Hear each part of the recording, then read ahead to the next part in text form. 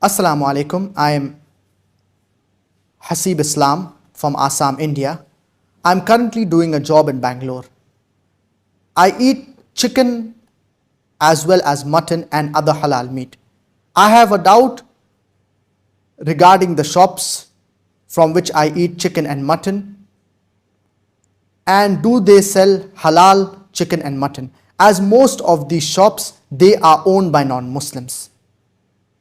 So I'm unsure regarding the meat that they sell. I do not have any other options as there are no Muslim shops near me. Is it halal for me to eat from these non-Muslim shops and restaurants?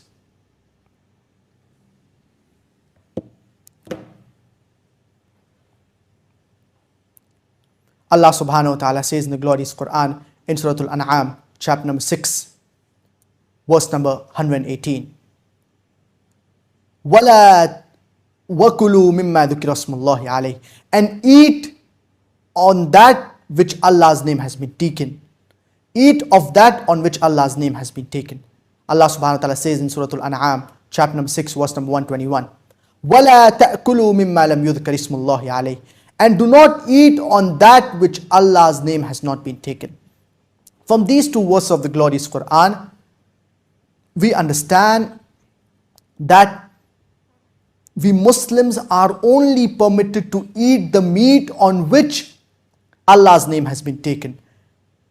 And the meat, it also needs to be slaughtered according to the Zabiha method, by cutting the throat, windpipe and blood vessel. By cutting the throat, windpipe and blood vessels without damaging the spinal cord. So it is very important, the meat that we eat, we should see to it that it is slaughtered according to the Zabiha method. Now, as far as eating from a restaurant that is owned by Muslims, or purchasing from a shop, whether it be chicken or whether it be mutton, purchasing from a shop that is owned by Muslims, or purchasing meat from a butcher who's a Muslim, we can purchase meat from a Muslim. Because generally the Muslims, they slaughter according to the Zabiha method.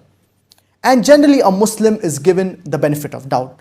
So if it is a restaurant that is owned by a Muslim, if it is a butcher shop that is owned by a Muslim, if it is a shop that is owned by a Muslim, we can purchase chicken and mutton from the Muslim.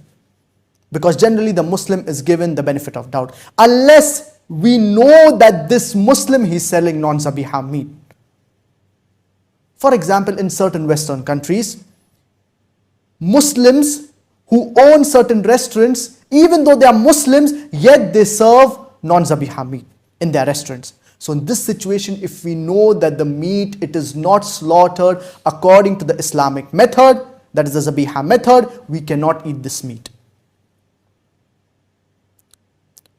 As far as those restaurants that are owned by non-Muslims, those shops that are owned by non-Muslims, those butchers who are non-Muslims, in this situation, if we are eating from such a restaurant, if we are purchasing from such a shop, or if we are purchasing meat from such a butcher, then we need to verify the meat. We need to verify whether the meat, it is slaughtered according to the Zabiha method or not.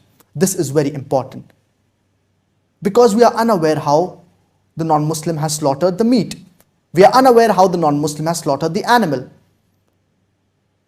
So if we are purchasing from a non-Muslim shop, a shop that is owned by a non-Muslim, if we are eating from a restaurant that is owned by a non-Muslim, in this situation we need to verify the meat. Is it slaughtered according to the Zabiha method?